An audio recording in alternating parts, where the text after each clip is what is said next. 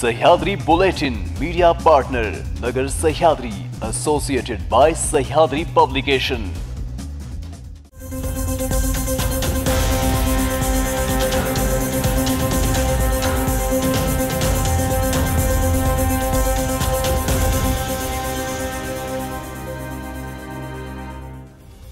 नमस्कार, मी अबोली न्यूज 24 सह्याद्रीमध्ये तुमचं स्वागत। पाहूया राज्यातील महत्त्वपूर्ण बातम्यांचा आढावा सह्याद्री बुलेटिनमध्ये।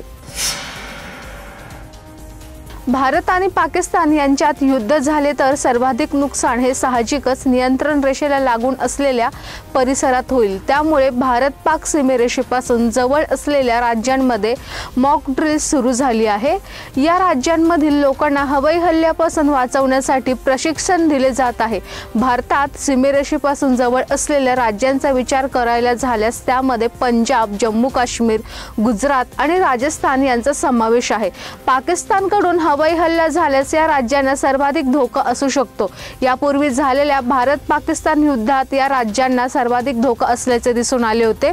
भारतातील उर्वरित राज्य आणि शहर म्हणजे दिल्ली, मुंबई, पुणे ही सीमेरेषेपासून बऱ्याच अंतरावर आहेत। त्यामुळे या राज्यांमध्ये पाकिस्तानकडून हवाई हल्ला होण्याची शक्यता तुलनेने कमी आहे।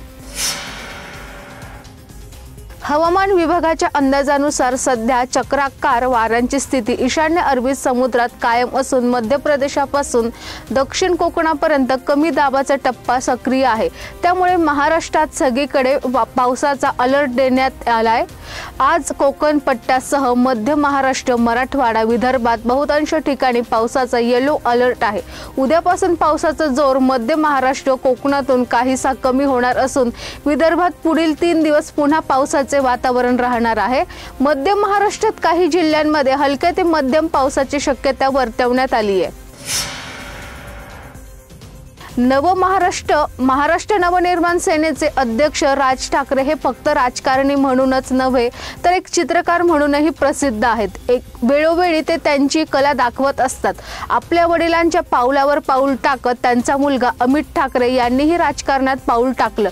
गेल्या वर्षी नोव्हेंबर 2024 रोजी झालेली महाराष्ट्र विधानसभा निवडणूकही अमित यांनी लढवली, मात्र त्यांना पराभवाचा सामना करावा लागला। पण वडिलांचा राजकारणाचा वारसा अमित यांना मिळाला असला तरी आपण वडिलांप्रमाणे उत्तम चित्रकार काही बनू शकलो नाही याची सल अमित ठाकरेंच्या मनात आहे। लहान असतानाचा वडिलांनी जो सल्ला दिला होता त्याचे पालन केले असते तर आपलेही एखादे चित्र प्रदर्शनात झळकले असते, अशी खंत अमित ठाकरे यांनी बोलवून दाखवली। राज्याचे हवामान सतत बदलत असते। कुठे तेजस्वी सूर्यप्रकाश आहे तर कुठे ढगाळ वातावरण आहे।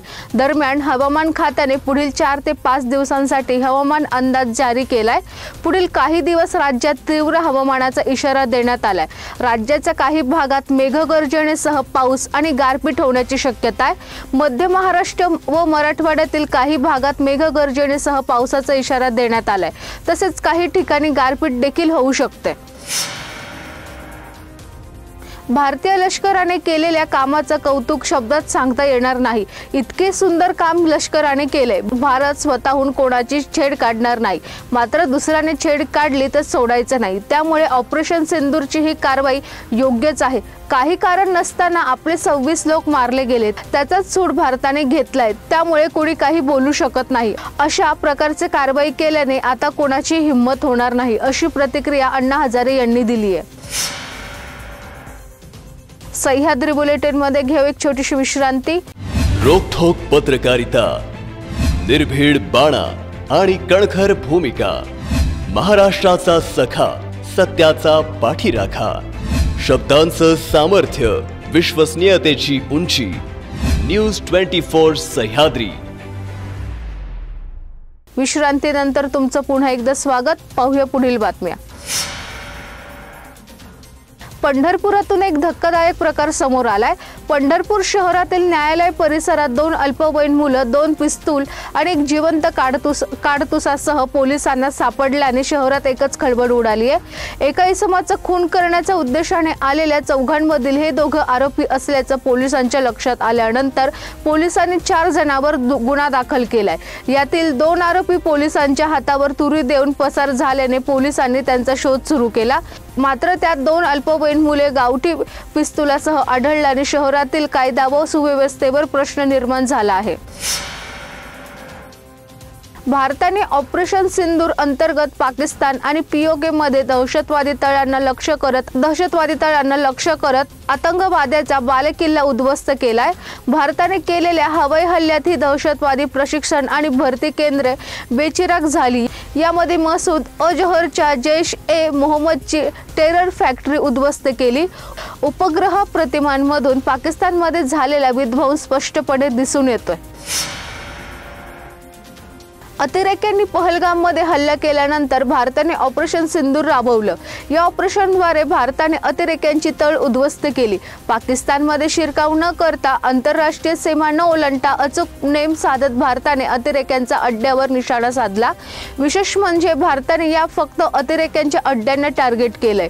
भारताने पाकिस्तानी नागरिकांच्या केसालाही धक्का लागू दिलेला नाहीये, तसेच पाकिस्तानी सैन्यावरही हल्ला केला नाही। त्यामुळे भारताच्या या कौशल्याचं जगभरात कौतुक केले जात आहे। याच कारणामुळे जग भारताच्या पाठीशी उभं आहे। भारताने पाकिस्तानवर केलेला हा प्रहार किती घातक होता हे तिथल्याच एका माणसाकडून जाणून घ्या। भारताने पाकिस्तानवर 24 मिसाईल डागले। हे हैराण करणारी बाब म्हणजे सर्व मिसाईलनी टार्गेटवर जाऊन हिट केलं। भारताने जे टार्गेट सेट केले ते अचीव केले। यापेक्षा हैराण करणारी बाब म्हणजे पाकिस्तानच्या डिफेन्स सिस्टीमला एकही मिसाईल रोखणं जमलं नाही, असं पाकिस्तानी नागरिकांनी सांगितलंय। उपमुख्यमंत्री अजित पवार यांनी जुलै 2023 मध्ये खासदार शरद पवारांच्या भूमिकेशी फारकत घेऊन भाजपसोबत जाण्याचा निर्णय घेतला। त्यानंतर ओरिजिनल राष्ट्रवादी काँग्रेस पक्ष कोणाचा यावरून दोन्ही नेते न्यायालयात गेले होते। लोकसभेची आणि विधानसभेची निवडणूक देखील दोन्ही पक्षांनी एकमेकांच्या विरोधात लढली होती। मात्र आता शरद पवारांच्या वक्तव्यानं भुवया उंचावल्या आहेत। भविष्यात दोन्ही राष्ट्रवादी एकत्र आल्यास आश्चर्य वाटणार नाही, असं शरद पवार यांनी म्हटलंय। सह्याद्री बुलेटिन मध्ये आपण इथेच थांबतोय। तुम्ही पाहत रहा न्यूज 24 सह्याद्री।